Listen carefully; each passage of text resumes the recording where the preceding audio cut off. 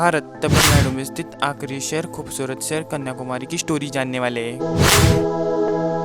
प्राचीन कथा शिव पुराण के कथाओं के अनुसार भरत नाम का राजा हुआ करता था, जिसे 8 पुत्र और एक पुत्री थी, जिसका आगे चल के नाम पड़ा कन्या।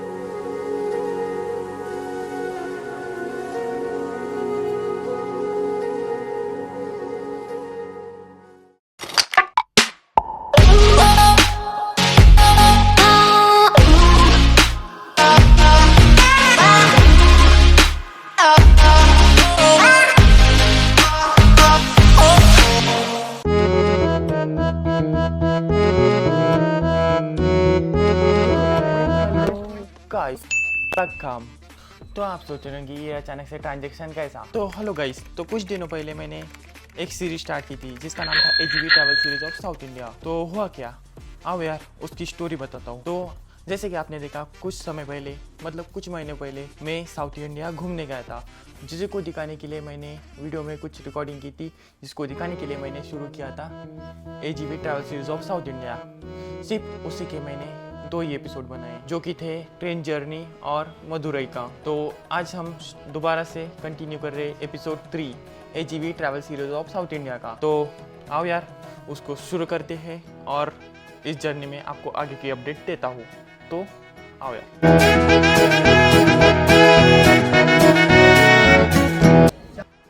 जैसे कि आप देख रहे हो, अभी मैं बस में बैठा हूँ और जर्नी के लिए जाने के लिए तैयार हूँ, पर किसी प्रॉब्लम की वजह से हमें बस काफ़ी ज़्यादा देर से निकलने वाली है। क्यों, क्या प्रॉब्लम है, आओ अभी बताता हूँ मैं। जैसे कि आप बस में देख पा रहे हो, बस तो फुल है और एक फैमिली आना बाकी है। तो कल हमें मदुरई में आए हुए 1 दिन हो गया, जहाँ पर हम मदुरई घूमे थे, सिर्फ टेम्पल घूम पाए थे। हमें सिर्फ मदुरई में 1 ही दिन रहना था, जहाँ पर हम टेम्पल घूम के आ चुके थे, जिसके लिए हमें समय दिया गया शाम के समय। और अभी सुबह हम निकलने वाले थे कन्याकुमारी के लिए जाने के लिए, बट एक फैमिली की वजह से हमें अभी काफ़ी ज़्यादा देर हो चुकी है और वो अभी टेम्पल दर्शन करने के लिए गए, जहाँ पर दर्शन करने के लिए करीब 4 घंटे लगते हैं, जिसकी वजह से हमें भी देर हो गई है। हाँ गाइस, एक और बात बताना तो भूल ही गया था। यहाँ पर इस बस में बैठने से पहले मैं दूसरी बस में चढ़ गया था, जिसके बाद मैंने कहीं अच्छा हुआ पता चल गया, एक अंकल की वजह से मेरे को पता चल गया कि बस दूसरी है हमारी, नहीं तो मैं गलत बस में गलत जगह पर पहुँच जाता। तो इसके बाद मैंने फटाफट से उतर गया बस से और दूसरी बस में अपने सही बस में आकर चढ़ गया, वरना कहीं और पहुँच जाता और पता भी नहीं चलता। निकलने का तो 8 बजे था, पर उनकी देरी के आने की वजह से देरी से आने के चलते 2 घंटे वैसे ही बीत जाते हैं, जिसके बाद मेरा टाइम पास शुरू हो जाता है और बस में सारे जो कि थे सब गालियाँ देने लग जाते हैं। बस यही बात ही चल रही थी, जिसके बाद हमें एक अखबार मिलता है जिसमें तमिल में लिखा होता है कुछ, जिसे पढ़ने के तो बहुत प्रयास थे पर पढ़ नहीं पाए। जिसके बाद मैं अम्मा जी को पेपर दे देता हूँ, जिसके बाद अम्मा जी का उनका रिएक्शन तो काफ़ी देर बाद निकला। अम्मा जी पेपर पढ़ने का तो बहुत प्रयास कर रही थी पर पढ़ नहीं पा रही थी, जिसके बाद पढ़ने के बाद उनको पता चला कि ये तो तमिल में कुछ तो भी लिखा है, जिसके बाद अम्मा जी बोलती, रिएक्शन कुछ अलग ही था। जिसके बाद हमारे साथ वालों की देरी की वजह से सब लोग हो जाते हैं बोर, जिसके बाद सब लोग निकल जाते हैं बाहर की तरफ जाने के लिए। तभी मैं क्या देखता हूँ कि हमारे साथ वालों की देरी की वजह से बस ड्राइवर चला जाता है नींद के नशे में, जहाँ पर मैं भी बोलता हूँ वाह क्या बात है। जिसके बाद सब लोग हो जाते हैं बोर और मदुरई का एक चक्कर टहलने के लिए निकल जाते हैं। तो इसके बाद हम निकल जाते हैं मेरे को बहुत ज़्यादा भूख लग जाती है, जिसके बाद हम निकल जाते हैं खाना खाने के लिए बाहर की तरफ, नाश्ता करने के लिए। जहाँ पर लग्जरी खड़ी थी वहाँ पर से निकलने के बाद थोड़ी देर चलते ही मैं एक नाश्ते वाले शॉप के बाहर पहुंच जाता हूँ, जहाँ पर पूछने पर पता चलता है कि यहाँ पर सिर्फ गर्मा गर्म इडली, डोसा, वड़ा और सांभर ही है, बस इसके अलावा कुछ भी नहीं है। जिसके बाद मैं वड़ा सांभर का ऑर्डर दे देता हूँ, जिसके बाद मुझे मिलता है एक टोकन, जिसके बाद मुझे 10 मिनट इंतजार करना पड़ता है। बहुत ज़्यादा भीड़ थी, उनको तो कंफ्यूज भी हो गया था कि मैंने क्या ऑर्डर दिया था और उनकी भाषा और मेरी भाषा समझ ही नहीं आ रही थी। जिसके बाद उनका 10 मिनट बाद मेरे को वड़ा सांभर मिल जाता है। जहाँ पर एक यूनिक बात थी, हमारी तरफ तो वड़ा सांभर सिर्फ एक प्लेट में 2 ही पीस मिलते हैं और वहाँ पर सिर्फ 4 मिल रहे थे, जो कि काफ़ी ज़्यादा टेस्टी थे। वड़ा सांभर खाते ही फटाफट से बस में आकर बैठ जाता हूँ। जिसके बाद आगे क्या होता है, जिसके बाद मैं नाश्ता कर आ जाता हूँ, तभी क्या देखता हूँ, बस में चढ़ते ही अभी भी बस ड्राइवर और कंडक्टर नींद के नशे में धुतते। जिसके बाद मैं अपनी सीट पर आकर बैठ जाता हूँ, जहाँ पर फिर से दोबारा से बोरियत शुरू हो जाती है। लेकिन तभी अचानक ऐसा कुछ होता है कि उधर से कोई हाथ आता है मेरा मोबाइल छीनने के लिए। अरे मेरा ही हाथ था। तभी ऐसा कुछ होता है, फाइनली वो लोग आ जाते हैं और जिसके बाद हमारी बस निकल जाती है, दोबारा से स्टार्ट हो जाती है।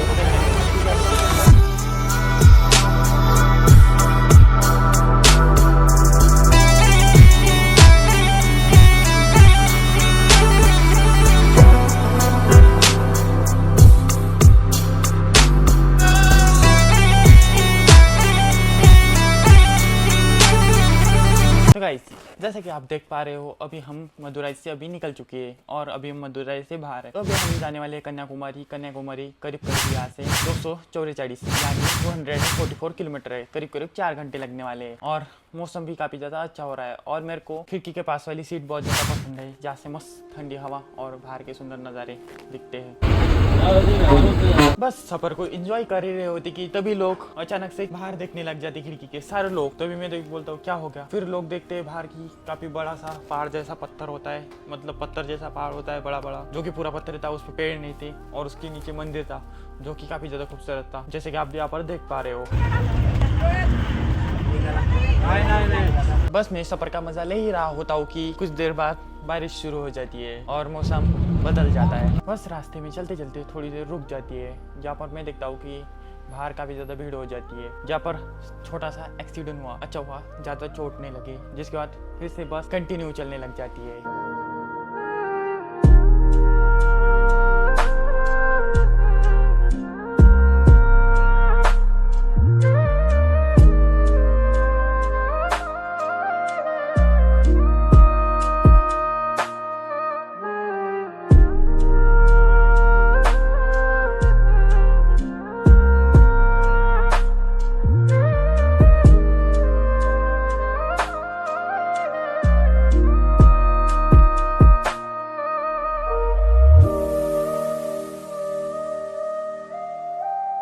मैं देखता हूँ बाहर की तरफ मौसम काफी ज्यादा अजीबोगरीब सा हो रहा था, मतलब लोग सो रहे थे वो तो ठीक है, और मौसम कभी बारिश आ रही थी, कभी मौसम खुला हो रहा था, कभी धूप आ रही थी, कभी ठंडी हवा आ रही थी। ऐसा लग रहा था कि मौसम में कोई सस्ते नशे किए हो, मतलब सारे मौसम बस में एक साथ ही दिख रहे थे। पर साउथ इंडिया का वेदर भी काफी ज्यादा खूबसूरत है। पर मैं मौसम को लेकर ये क्या बैठ गया, इससे भी खतरनाक वाली बात हो गई। अरे लिटरली अपना बस ड्राइवर जहाँ पर मैं बैठा हूँ, जिसमें मैं बैठा हूँ, वो ट्रक ड्राइवर के साथ रेस लगा रहा था, बिल्कुल खतरनाक वाली रेस। अगर इन्होंने थोड़ी सी भी इधर उधर हो गई तो इनके चक्कर में हमारा भी काम निपट जाएगा। फिर पता चलता है कि वो दोनों तो दोस्त थे, कोई बात नहीं, चलता रहता है फ्रेंड को बीचों बीच, पर लिटरली हमारा काम निकल जाएगा इसके चक्कर में।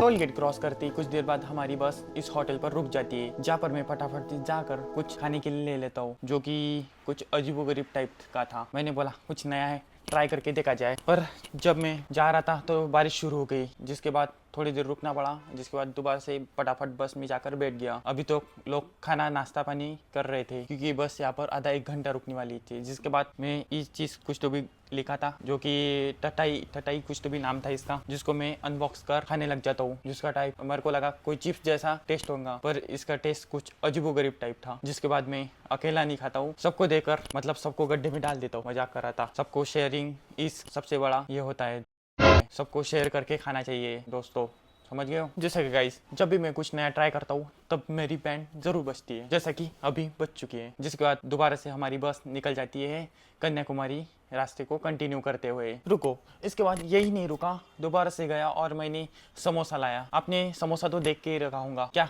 खाया भी होगा, मैं भी कैसी बातें कर रहा हूँ। जिसके बाद मैं जेम्स लाता हूँ और समोसे लाता हूँ। ये समोसे का शेप देखकर तो कुछ अलग ही लग रहा था। जिसके बाद खाने के बाद मैंने सोचा टेस्ट एकदम समोसे में क्या होता है, आलू ही होता है, पर इसमें क्या निकला, सोचो इसमें निकले गोभी उबले हुए भाई। जिसके बाद मेरी तो हिम्मत ही नहीं हुई खाने की, कुछ भी अलग अलग बनाते रहते, लगता है इनको भी कोई फूड ब्लॉगर वाला शौक लग गया। तो जिसके बाद मैं जेम्स दिखाता हूँ, जिसका मेरे को लगा चॉकलेट होंगे इसके अंदर तो पूरे शुगर कैंडी निकले। जिसके बाद मेरा मूड ही खराब हो गया, मैंने कुछ खाया ही नहीं। जिसके बाद दोबारा से हमारी बस निकल जाती है जर्नी कंटिन्यू करते हुए कन्याकुमारी के लिए।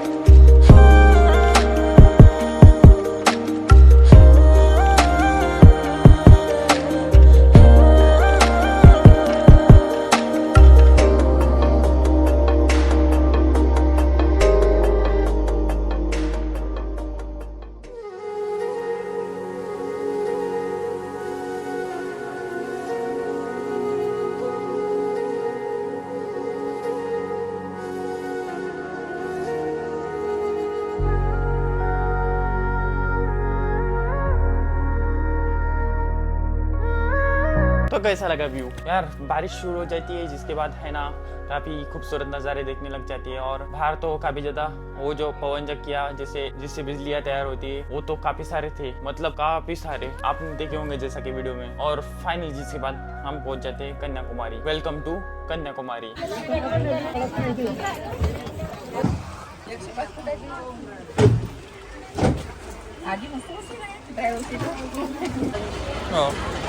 जैसा कि आपने अभी देखा, हम पहुंच जाते हैं कन्याकुमारी, जहाँ पर हम इस होटल के सामने रुक जाते हैं जिसका नाम था त्रिवेणी टूरिस्ट होम। पर ये हमारा होटल नहीं है, यहाँ पर सिर्फ बड़ी बस के लिए जगह है, इसलिए यहाँ पर बस रुकी है। हमारा होटल यहाँ से थोड़ी दूरी पर ही है, जैसे कि आप यहाँ पर मैप में देख रहे हो। और यहाँ से समुद्र भी काफी ज्यादा पास है। तो अभी हम निकलने वाले हमारे होटल पर जाने के लिए, जो कि पास ही में है। हमें यहाँ पर पैदल जाना होगा। तो बस होटल पर जाने के लिए निकल ही रहे होते कि अचानक बारिश शुरू हो जाती है। लगता है मौसम का मन ये है कि हम कन्याकुमारी घूमे ही नहीं, पर हम भी जिद्दी है, हम तो घूमी करेंगे।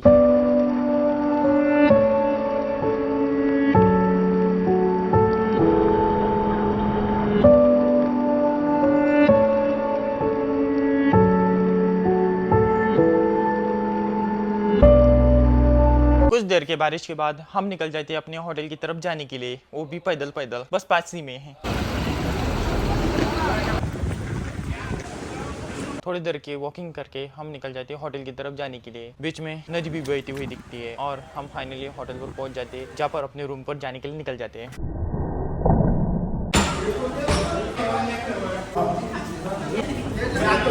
फिलहाल कुछ इस तरह से हमारा रूम है, जहाँ पर मैं अभी सब लोग बाहर गए हैं और मैं यहाँ पर टाइम पास कर रहा हूँ और कुछ खा भी रहा हूँ। अभी थोड़ी देर आराम करने के बाद हम निकल जाएंगे भगवती अम्मा के टेम्पल के दर्शन करने के लिए, यानी कि कन्याकुमारी के। होटल पर आराम करने के बाद मैं यहाँ पर होटल में टहलने लग जाता हूँ, जहाँ पर मुझे होटल पर कुछ तस्वीरें दिखती है जो कि कन्याकुमारी शहर के व्यू पॉइंट होते हैं। उसी में से मुझे एक तस्वीर दिखती है जिस पर स्वामी विवेकानंद की तस्वीर बनी होती है। और कुछ लोग यहाँ पर, जैसे कि आप देख रहे हो, ऑटो से ना जाते हुए हम पैदल ही निकल जाते हैं मंदिर के दर्शन करने के लिए। बस आधे किलोमीटर के दूरी पर ही है मंदिर। और यहाँ पर एक खास बात तो देखो, रास्ते के बीचों बीच नदी बह रही है नीचे की तरफ। बस रास्ते में पैदल जा ही रहे होते मंदिर की तरफ, तब रास्ते में इतने सारे लोग हमारे साथ होते हैं। ऐसा लग रहा था फुल्ली गैंगस्टर वाली फीलिंग आ रही थी। बस थोड़ी देर पर पहुंच ही रहे थे कि मेन रोड पर पहुंच ही रहे होते कि अचानक तेज बारिश शुरू होती है, जिसके बाद सब लोग भागने लग जाते हैं, हम भी भागने लग जाते हैं। फाइनली रोड क्रॉस थे, हम एक होटल में रुक जाते हैं।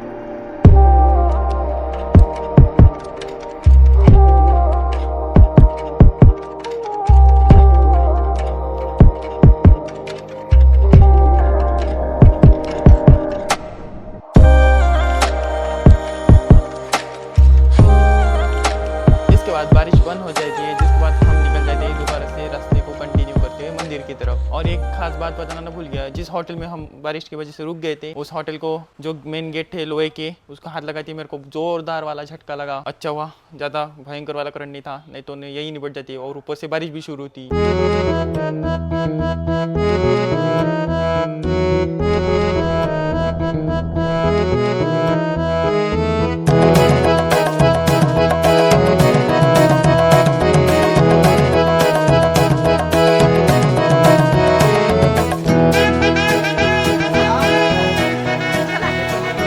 रास्ते से जाते वक्त हम दोबारा से बारिश शुरू हो जाती है, जिसके बाद हम मंदिर के पास ही होते कि मतलब 100 मीटर के अंतर पर ही होती है कि बारिश शुरू हो जाती है, जहाँ पर हम यहाँ पर रुक जाते हैं, जहाँ पर इतनी भीड़ में भी बिजनेस चल रहे थे, जहाँ पर मम्मी की शॉपिंग भी चल रही थी। और सब में बताना खास बात तो बताना भूल गया, मेन मंदिर, सन पॉइंट, सन व्यू पॉइंट, सब मतलब सब यहाँ पर टूरिस्ट पॉइंट वगैरह सब पास ही में है, सिर्फ आधे मीटर के अंतर पर ही। आपको बोर्ड पर देखकर आपको आसानी होगी जाने में भी, और भीड़ देखकर तो अंदाजा ही लग गया होगा। तो गाइस भीगते भिगाते हुए हम पहुंच जाते हैं मेन टेंपल के सामने, यानी कि भगवती अम्मा टेंपल, यानी कि कन्याकुमारी टेंपल, जहाँ पर हम मंदिर के अंदर चले जाते हैं। हमें देखने को मिल रहा है मंडपम के बाहर कुछ भी भीड़ नहीं है बारिश की वजह से, जिसके बाद हम लाइन में लग जाते हैं, जहाँ पर मेन मंदिर के अंदर हम एंटर हो जाते हैं, जहाँ पर मुझे देखने को मिलती है लंबी लाइन, जहाँ पर काफ़ी ज़्यादा भीड़ होती है। और मंदिर अंदर से तो काफ़ी ज़्यादा खूबसूरत होता है, जहाँ पर मुझे एक बात पता चलती है कि मन गर्भगृह में जाने से पहले हमें मेल पर्सन को कपड़े उतारने पड़ते, मतलब टी शर्ट बनियान कुछ भी अलाउड नहीं है, सिर्फ पैंट अलाउड है,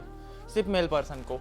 जिसके बाद हम गर्भगृह में चले जाते हैं मंदिर के अंदर दर्शन करने के लिए, जहाँ पर मेरे को भगवती अम्मा टेम्पल के बारे में मेन स्टोरी तो पता नहीं, लेकिन तभी मैं आपको बताने का प्रयास करूंगा। तो पहले यहाँ से चलते हैं बाहर की तरफ। तो जिसके बाद हम भगवती अम्मा टेम्पल के बाहर दर्शन करने के लिए निकल जाते हैं। दर्शन करने के बाद हम बाहर निकल जाते हैं, यहाँ पर शॉपिंग कुछ तो भी होते हैं, जहाँ पर मम्मी जी शॉपिंग करने लग जाती है और मैं यहाँ पर मंदिर को देखने लग जाता हूँ। जिसके बाद हम मंदिर के बाहर निकल जाते हैं। इस मंदिर की स्टोरी की बात रही तो मेरे को पता चलता है कि शिव पुराण के मुताबिक ये मंदिर 52 शक्तिपीठ में से एक शक्तिपीठ में आता है। तो घूमने वाले लोग तो ब्लॉगर लोग तो कुछ भी करके आपको स्टोरी तो बता देते हैं, लेकिन मेरे को यहाँ पर इसकी स्टोरी तो पता नहीं, लेकिन गूगल और यूट्यूब के अकॉर्डिंग मैं आपको स्टोरी सुनाई देता हूँ। तो स्टोरी कुछ इस तरह से है। तो हुआ क्या,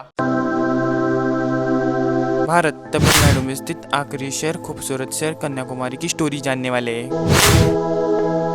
प्राचीन कथा शिव पुराण के कथाओं के अनुसार भरत नाम का राजा हुआ करता था, जिसे 8 पुत्र और 1 पुत्री थी, जिसका आगे चल के नाम पड़ा कन्याकुमारी। इसका जन्म बानासुर नामक राक्षस का वध करने के लिए हुआ था, जो कि आदिशक्ति का रूप माना जाता है। आदिशक्ति यानी माता पार्वती, जो कि शिव भगवान की पत्नी है। शिव भगवान के द्वारा बानासुर नामक को वरदान मिला था कि अमरता का वरदान मिला था। वरदान कुछ ऐसा मिला था कि अगर कोई कुंवारी कन्या तुमको हरा देती है तो तुम ये अमरता का वरदान खो दोगे, नहीं तो तुम अमर हो जाओगे। हम जानते हैं कि कन्याकुमारी भगवान शिव से विवाह करने के लिए तपस्या के लिए बैठ जाती है। तपस्या से प्रसन्न होकर भगवान शिव कन्याकुमारी यानी माता पार्वती से विवाह करने के लिए मान जाते हैं। भगवान शिव विवाह के सही मुहूर्त पर पहुंचने के लिए भारत को साथ लेकर निकल जाते हैं। जैसे ही इस बात का पता नारद मुनि को पता चलता है, तभी संदेश लेकर देवताओं के पास पहुंच जाता है। तभी उन देवताओं में से पृथ्वी लोक पर आकर मुर्गे का रूप धारण करते हैं। सुबह होने से पहले भारत पहुंचने से पहले मुर्गे की आवाज कर देते हैं, ताकि भारत को लगे कि विवाह कर मुहूर्त पर पहुंचने के लिए देरी हो गई। कन्याकुमारी से कुछ ही दूरी पर सुचिंद्रम नामक शहर से भारत वापस लौट जाती है और कन्याकुमारी कुंवारी रह जाती है। लेकिन तभी बानासुर नामक राक्षस को कन्याकुमारी की सुंदरता के बारे में पता चलता है और तभी विवाह के लिए चुनौती देने के लिए चले जाते हैं, जहाँ पर कन्याकुमारी बानासुर नामक राक्षस का वध कर देती है। इसीलिए कन्याकुमारी नाम से जग प्रसिद्ध है।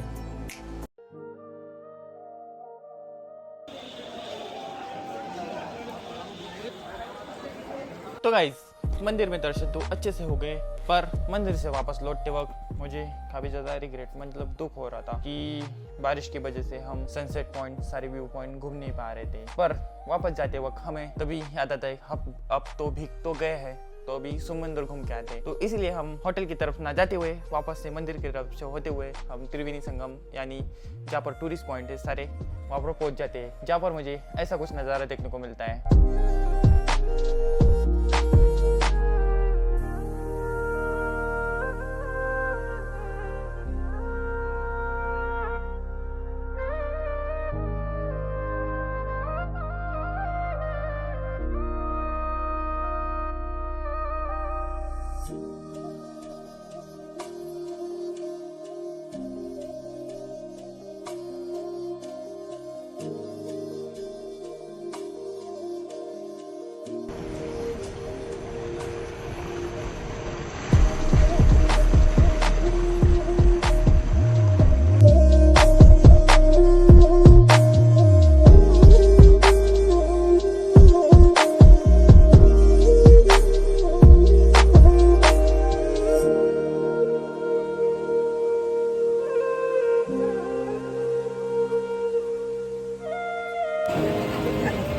मोबाईल त्याच्या खिशात आहे माझ्या. पाण्याने जास्त दूर नका जाऊ, लाट आली ना सबन घेऊन जाते इथं.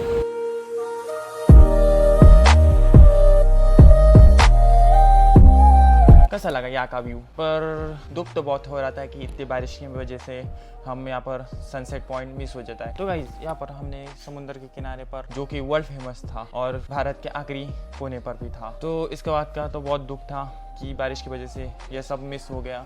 क्या कल हम घूम पाएंगे? कल के लिए हमारा टाइम बचा है, पर इस बारिश की वजह से यहाँ पर रेड अलर्ट हो चुका है, जहाँ पर काफ़ी ज़्यादा तूफान की आने की शंका है. कल अगर मौसम साफ रहा तो हम यहाँ पर सब कुछ घूम पाएंगे और सारे पॉइंट भी देखेंगे और सनराइज भी देखेंगे. मेरे को तो बहुत दुख हो रहा है, पर अभी तो काफ़ी सुंदर नज़ारा है जो कि आपने अभी तक देखा होगा. तो इसके बाद अभी हम जाएंगे रूम पर, और कल तो आप भी कमेंट करके मेरे को बताना कि कल हम नेक्स्ट एपिसोड में मैं आपको दिखाऊंगा क्या हम देख पाएंगे या क्या हुआ. इसके लिए सब्सक्राइब ज़रूर करना. तो आई होप ये वीडियो आपको पसंद आया होगा, इसलिए प्लीज़ कमेंट, सब्सक्राइब, लाइक जो करना है जो कर देना.